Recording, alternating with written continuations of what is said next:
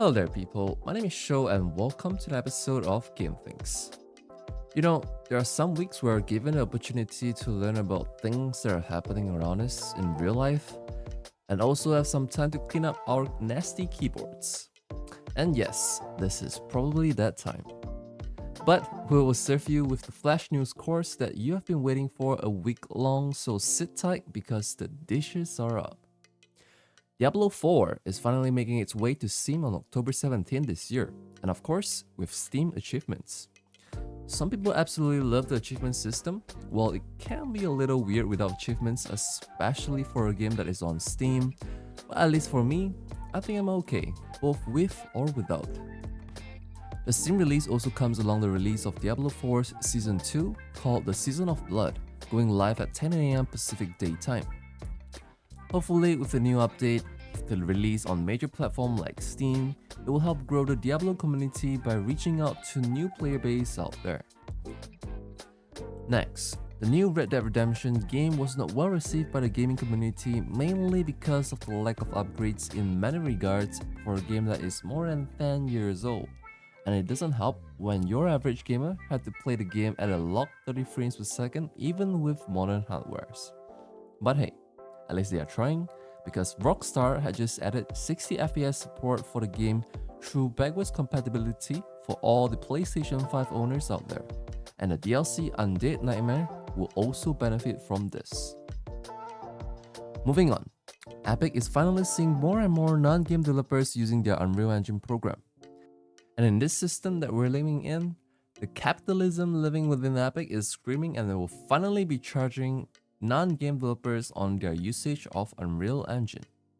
To be fair, these non-game developers were not charged for using the Unreal Engine, as they are not subjected to video game royalties, in which Epic charges 5% for each game that rakes in more than $1 million USD, I believe, in sales. This is going to be more or less a subscription-based usage, like how Adobe run their products licensing, which most of us are no stranger to it in today's age. While I can't say it's good or bad for sure, one thing that is certain would be the growing user base of Unreal Engine as time goes by. While the upcoming PC version of Skyline 2 will be released as scheduled, which is about less than 2 weeks time on October 24th, the console version, however, had to be delayed to the spring of 2024. So, to all the engineers with controllers out there, you will have to either switch to PC platform to enjoy the game earlier, or you could stick with these first City Skylines, all while waiting for the console release. Speaking of console, the new PlayStation 5 Slim models are now official, coming at you in this holiday season. The new Slim design had its volume and I quote, reduced by more than 30%, giving it a slimmer profile and of course, lighter than the previous models by 18% and 24% for the disc and digital version respectively. To those who are buying a digital version of the new Slim model, you will have an upgrade path to purchase the Ultra HD Blu-ray disc drive for a PlayStation 5, as you see fit to enable physical disc compatibility, in which the disc drive will be sold separately for $79.99 US.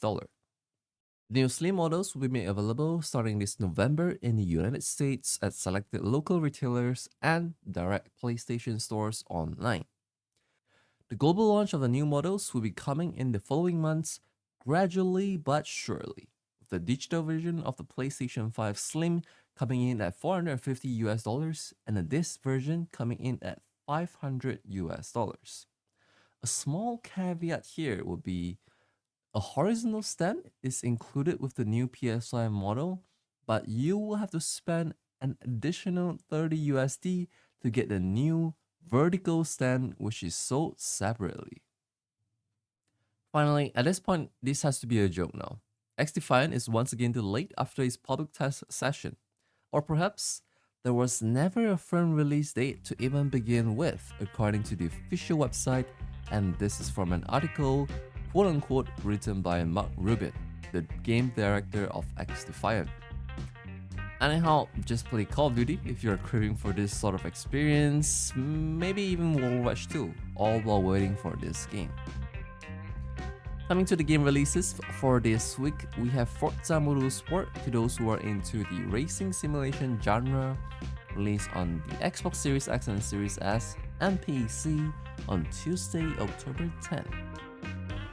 Lil Gator Game is a casual and relaxing gator game previously released on PC back in December 2022 and is now available on the PlayStation 4 and 5, Xbox Series X and Series S, and Xbox One since Tuesday, October 10.